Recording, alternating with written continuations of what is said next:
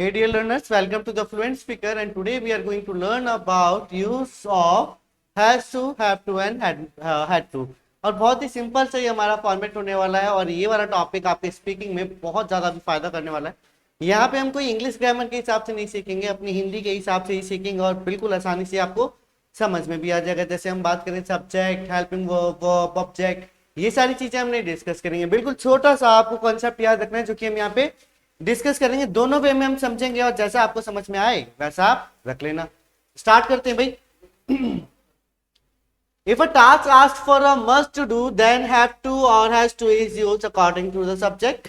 If we are talking about present, guys, if we are talking about present, अगर हम present के बारे में बात करते हैं, किसके?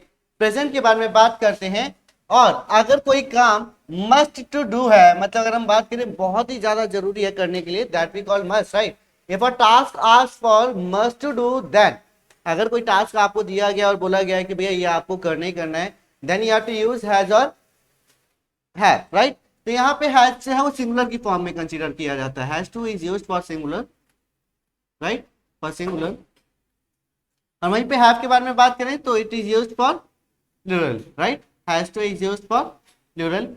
Next is if the task is in the past then we have to use had to, right. अगर टास्क जो है पास्ट में तो हमारे को हैड टू यूज करना है। अब यहाँ पे सिंपल सा समझिएगा, अगर मैं बोलूं कि मुझे जाना है, मुझे जाना है, तो आई को हमेशा प्लूरल में कंसीडर किया जाता है। So I have to go, right, I have to go in a simple manner. मुझे जाना है मतलब it is important to go, right. It is important to go मतलब मेरे को जाना है, मुझे खाना है, मुझे पीना है, मुझे नहाना है, राइट। तो यहाँ पे क्या है, ये इंपॉर्टेंस दिखाता है कि भाई ये मस्ट है, मेरे को ये करना है, मेरे को भूख लग रही है बहुत ज्यादा, then I have to eat, मुझे खाना है, राइट, मुझे पानी पीना है, I have to drink water. अगर ये वाला समझ में नहीं आया तो दूसरा कॉन्सेप्ट आप समझिएगा जो कि बिल्कुल ईजी है, राइट।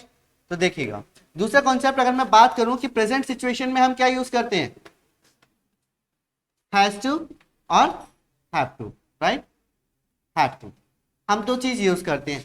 अब हमने बात की कि जब टास्क जो है वो मस्ट के लिए बताता है कि जरूरी है भैया हमारे को तो ये करना है, then we have to use this. अगर ये मस्ट वाला समझ में नहीं आया तो दूसरा वे समझिएगा, अगर किसी सेंटेंस के पीछे ना है आता है, जो कि प्रेजेंट का है, ना है आता है, तो हम हैज टू और हैव टू यूज करेंगे। सिंगुलर हमारा हैज है और प्लूरल हमारा हैव है।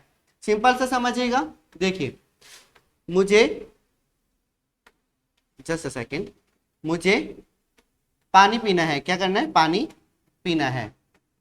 तो यहां पर आप समझिएगा कि लास्ट में क्या आ गया, ना है आ गया, क्या आ गया, ना है आ गया, राइट। तो मुझे क्या हो जाएगा, मुझे पानी पीना है ना, so I have to drink water, I have to drink water. In the next example if I say मुझे जाना है,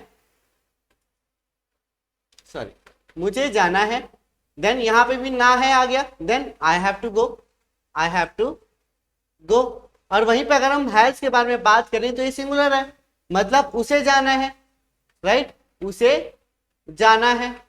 तो यहाँ पे भी क्या आ गया, ना है आ गया। तो यहाँ पे भी हम क्या यूज करेंगे, he has to, just a second, has to go, into simple words, ठीक है। तो ये वाला आपको समझ में आ गया होगा कि भैया कैसे यूज करना है।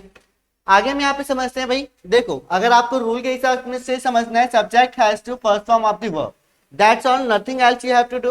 For example if I say he has to go home, he has to go home, उसे घर जाना है, कहाँ जाना है, घर जाना है।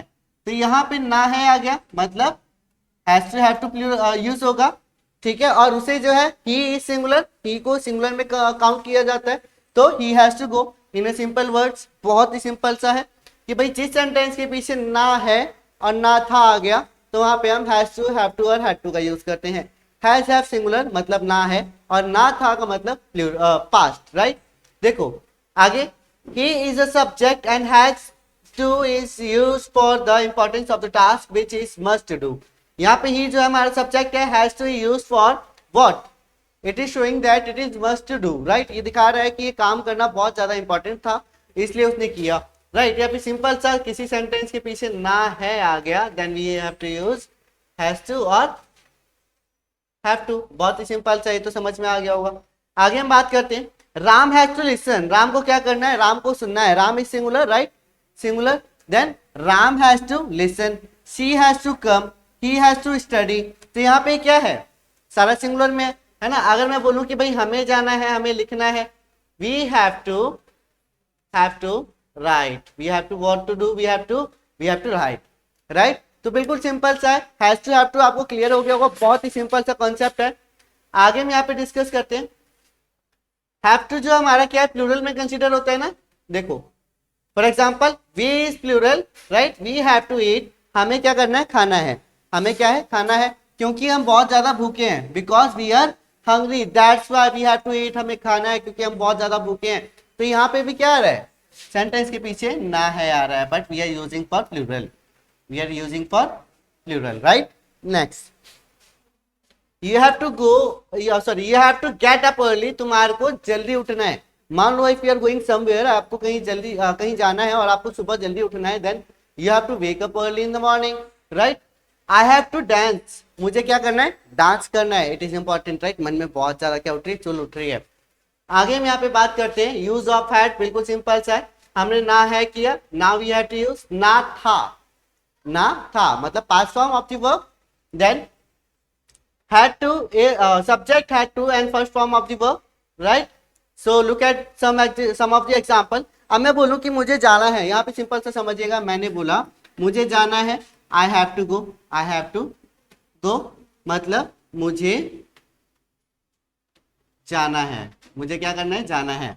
तो ना है यहाँ पे आ गया, मतलब ये प्रेजेंट है, ना है मतलब प्रेजेंट है, और मुझे जाना था बच्चों, क्या हो जाएगा, मुझे जाना था, then I had to go, it is just simple, right।